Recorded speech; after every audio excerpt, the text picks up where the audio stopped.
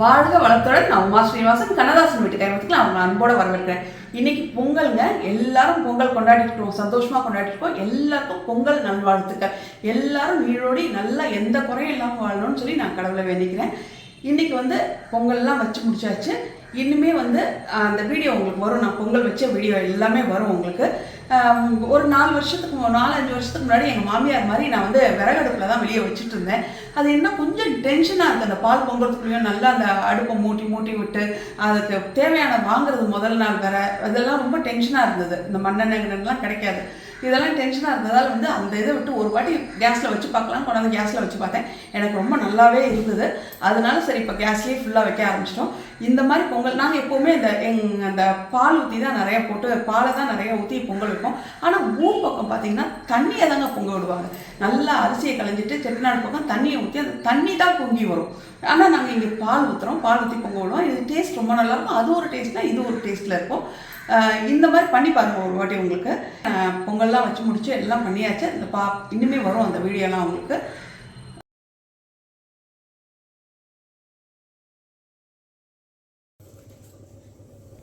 இப்போ கூட்டுக்காய் குழம்புக்கு ரெடி பண்ணிடலாம். எல்லா காயும் போட்டுடலாம். மஞ்சள் பூசணி, தட்டைப்பயிறு, கொத்தவரங்காய், அவரைக்காய், மொச்சை இதெல்லாம் இப்போ இதில் போட்டிருக்கேன் நான் ஃபுல்லாக. இன்னும் காய் போடுவோம். நிறையா தான் வைப்போங்க இந்த கூட்டுக்காய் குழம்பு. தாளிக்க மாட்டோம். எண்ணெய் எதுவும் ஊற்றல. வெறும் வானிலையில் காயெல்லாம் போட்டிருக்கேன் நான். இப்போ உருளைக்கிழங்கு, கத்திரிக்காய், வாழைக்காய் இது 3 இப்போ போடலாம்.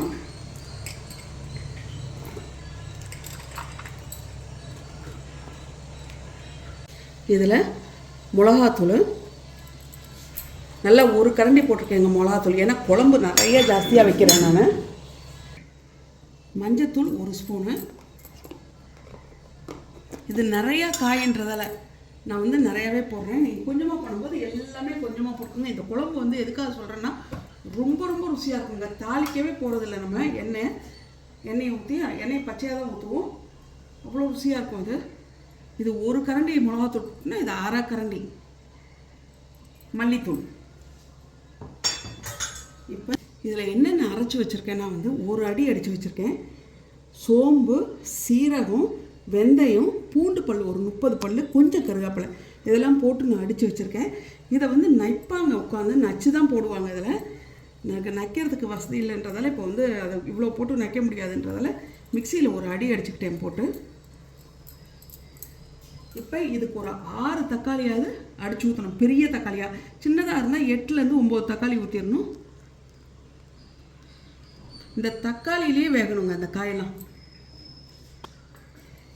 இதுக்கு தேவையான அளவு உப்பு.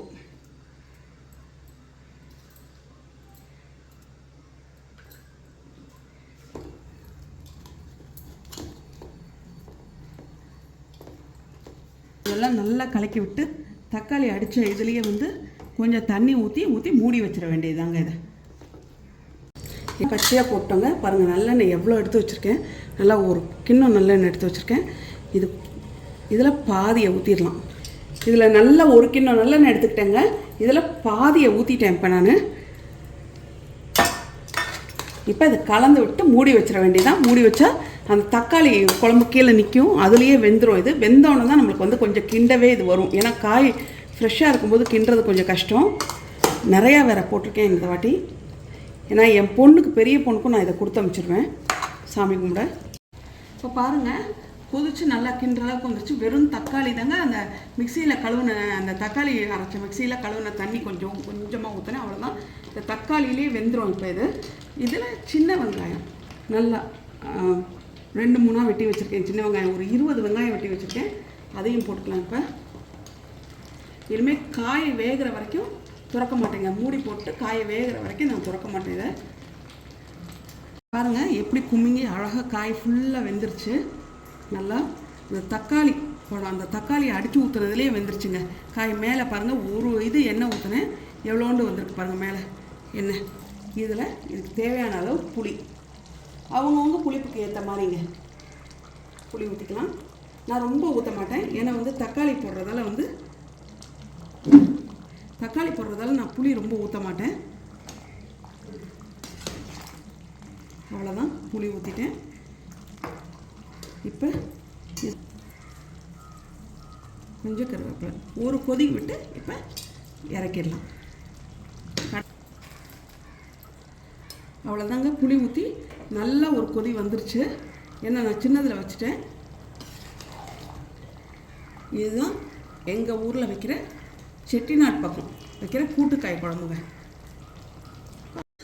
இப்போ பெரிய பானை எங்கள் வீட்டில் சக்கரை பொங்கல், அரிசி களைஞ்ச கொஞ்சம் ஒரு அரை கிளாஸ் தண்ணி ஊற்றிட்டு அப்புறம் பால் 3/4 லிட்டர் ஊற்றிருக்கேன். அதில் நான் இதை தூக்கி இப்போ வச்சிடலாம்.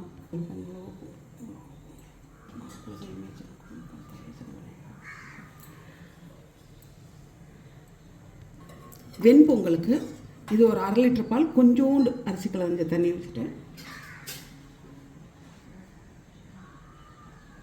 இதை கையில் வந்து தொலைச்சட்டின்னு ஒரு சின்ன சட்டி எதையாவது நம்ம வச்சுக்கணும், வச்சுட்டு தான் வைப்போம். இப்போ வந்து ரெண்டும் பொங்கணுன்னா இதுதான் விளக்கு சட்டி. காலையிலேயே விளக்கேற்றிட்டேன். ஏன்னா வந்து பிள்ளையார் பானை வச்சு இறக்கிட்டேன். பிள்ளையார் பானை வச்சு இறக்கி காலையிலேயே கும்பிட்டாச்சு. அதனால் காலையில் விளக்கேற்றிட்டேன். இப்போ இந்த பால் பொங்கும்போது இதில் விளக்கு மறுபடியும் நாங்கள் ஏற்றணும். வெண்பொங்கல் எனக்கு முதல் பொங்குது. இப்போ கம் பாருங்கள், வெண்பொங்கல் பொங்கிடுச்சு. அவ்வளோ பொங்கல் தொணை சட்டி வச்சு இது பண்ணிவிட்டு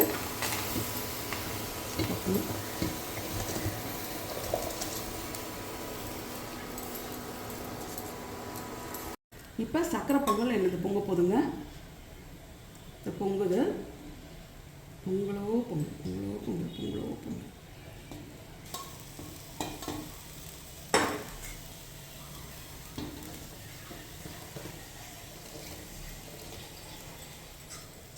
இப்போ இதை பால் வத்த ரெண்டுக்குமே பால் வத்த நான் வந்து இதில் வந்து நல்லா இன்னும் பால் ஊற்றிக்கிட்டே இருப்பேன். இந்த பால்லேயே தான் ஃபுல்லாக வேகும். இப்போ இது நல்லா வேகணுங்க. கொலைய வேக இன்னும் பால் ஊற்றி இது வத்தனோன்னு தான் பால் ஊற்றுவேன், இல்லைன்னா பொங்கிக்கிட்டே இருக்கும். இது வத்தனோன்னா பாலை ஊற்றி இது கொலைய வச்சுட்டு அப்புறம் தான் அது வெல்லம் போடுறது. இந்த வெண்பொங்கல் வந்து என்ன செய்வேன்னா, நல்லா பால்லே வேக வச்சுருவோம் ஃபுல்லாக. சாமிக்கு வச்சு எடுத்தோடனே இதை ஒரு பாத்திரத்தில் மாற்றி நல்லா தயிரை ஊற்றி இது வந்து தயிர் சாதமாக ஆக்கிடுவோம். அப்போ தயிர் சாதமாக ஆக்கும்போது அந்த கூட்டுக்காய் குழம்புக்கும் அந்த தயிர் சாதத்துக்கும் ரொம்ப நல்லாயிருக்கும். இப்போ நல்லா பால் 1.5 லிட்டருக்கு மேலே ஊற்றிட்டு நல்லா குழஞ்சிட்ருக்கு சாதம். ஓரளவுக்கு நல்லாவே குழஞ்சிருச்சு. இப்போ வெல்லத்தை போட்டுடலாம்.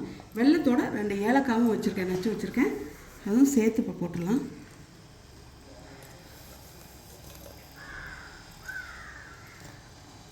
இப்போ வெண்பொங்கல் ஆயிடுச்சு, இறக்கி வச்சுட்டேன். இதுலேயும் விளக்கேற்றி வச்சுட்டேன்.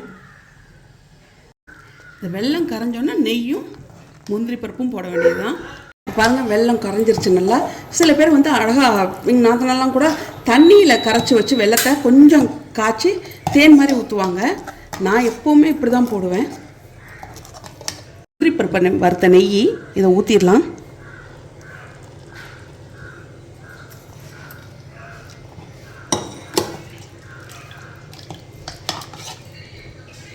நான் திராட்சை போட மாட்டேங்க, முந்திரி பருப்பு மட்டும்தான் போடுவேன் பொங்கலில். இப்போ நெய் ஊற்றியாச்சு. இப்போ முந்திரி பருப்பை போட்டுடலாம்.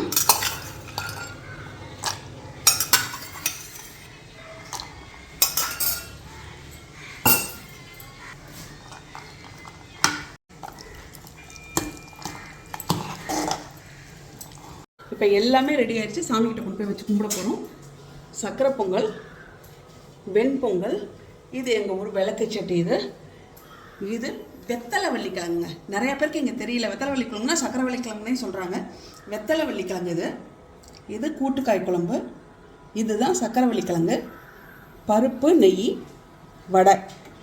இதோட வந்து ஒரு பிளாக்காக கூட்டு. அது வந்து இன்னும் கொஞ்சம் ரெடி ஆகணும் எனக்கு. அது ரெடி ஆகணும்னா இப்போ வச்சு நாங்கள் சாமி கும்பிட்றது தான் பாக்கி.